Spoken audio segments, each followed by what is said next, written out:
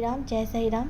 मैं साईं श्रुति शिरडी धाम की महिमा बताती हूँ। जब भी मन की बेचैनी से परेशान होकर हजारों लोग हर दिन शिरडी पहुँचते हैं, वे दुनिया के दूर दराजों के सभी मुल्कों से आते हैं। इनमें सभी धर्मों, जातियों और भाषाओं के लोग रहते हैं। यहाँ पे अवर्णनीय शांति और आनंद पाकर वे पूर्ण रूप से संतुष्ट होकर ही वापस लौटते हैं। पूर्व जन्मों में उन्होंने जो आध्यात्मिक साधनाएं की हैं, यहाँ पर उन्हें उनका भरपूर फल मिलता है। शिरडी में प्रभु व्यक्तिगत तौर पर संपर्क में आना और उनका सर्वोत्तम पारितोषिक होता है। जो साईं हैं, उनका आशीर्वाद प्राप्त कर वे आनंद मग्न हो जाते हैं।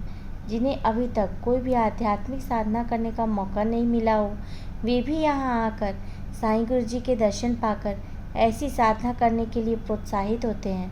यह एकदम सच है, जिसको हर कोई अनुभव कर सकता है। ऐसे कई कारण हैं जिसको हर भक्त जो है उनको बताया जा सकता है। तो ओम साईं राम, जय साईं राम। आप सभी शिरडी जाएं और अपने साईं को महसूस करें। शिरडी के पावन धाम में जाकर अपने बाबा को फील करना है। वहाँ के कण कण में हमारे साईं बसते हैं। मैं अपना व्यक्तिगत अनुभव ये कहूँ तो जो हमारे साईं हर साईं भक्तों के अगल बगल अपनी आभा मंडल से चलते रहते हैं। वो हर एक साईं भक्तों को, भले हम साईं भक्त उन्हें देख ना पाएँ, लेकिन वो हमें सभी को देखते हैं।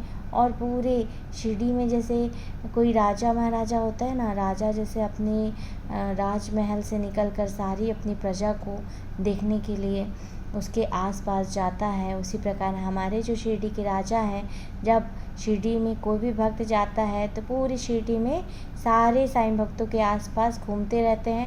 और हम भक्तों को पता ही नहीं रहता है कि हमारे राजा, हमारे शिरडी के साईं हमारे आसपास हैं।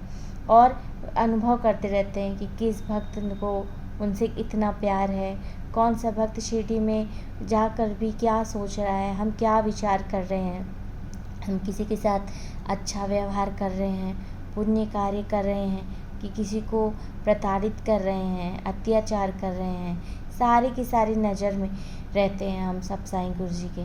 तो हमको इस चीज़ को ध्यान देना है कि शिरडी एक धाम है, पवित्र धाम है।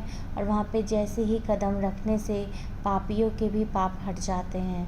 बहुत पुण्य कर्म वाले ही शिरडी साईं बाबा के दर्शन पाते हैं। क्योंकि ये हमारे इस जन्म के कर्मों का फल नहीं है।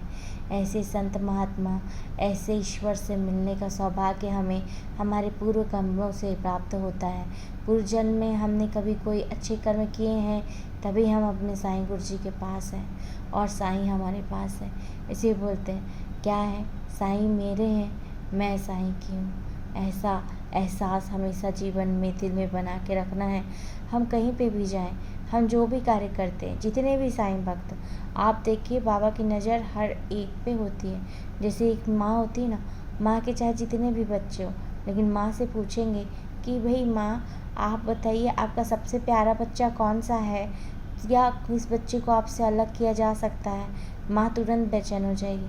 क्योंकि माँ के लिए तो पूरे बच्चे एक जैसे, माँ के लिए तो सब बच्चे उनकी दोनों आँख में से कोई भी एक आँख को बोलो कि एक आँख में से, इन दो आँख में से कौन सी आँख रखोगी माँ और कौन सी आँख नहीं रखोगी, तो माँ जो है वो उस चीज़ का कोई उत्तर नहीं बता सकती।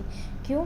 क्योंकि उसकी दोनों आँखें ही उसके लिए उनके बच्चे हैं। तो ऐसे है हमारी साईं माँ।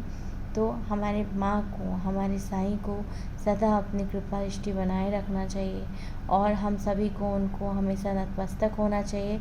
और मैं तो ये कहती हूँ कि ये सौभाग्य होता है शिरडी जाना, क्योंकि ये हर किसी के नसीब में नहीं है। किसी को कोई इतना शिरडी में ही है, कोई शिरडी के आसपास है, कोई शिरडी से इतनी दूर बैठा है। लेकिन बाबा के पास वो ही जा सकता है जो कि बाबा की जिसकी मर्जी होगी। मतलब ये है, अगर आप शिरडी में भी रहते हो और अगर साईं गुरु जी की मर्जी नहीं है आपको अपने पास बुलाने की, तो वो नहीं बुलाएंगे आपको। इस चीज़ का आप एहसास कीजिएगा। कई लोग शिरडी और आसपास रह के भी बाबा तक नहीं पहुंच पाते, बाबा का नाम भी कई लोग नहीं जान पाते। बड़ा आश्चर्य होता है।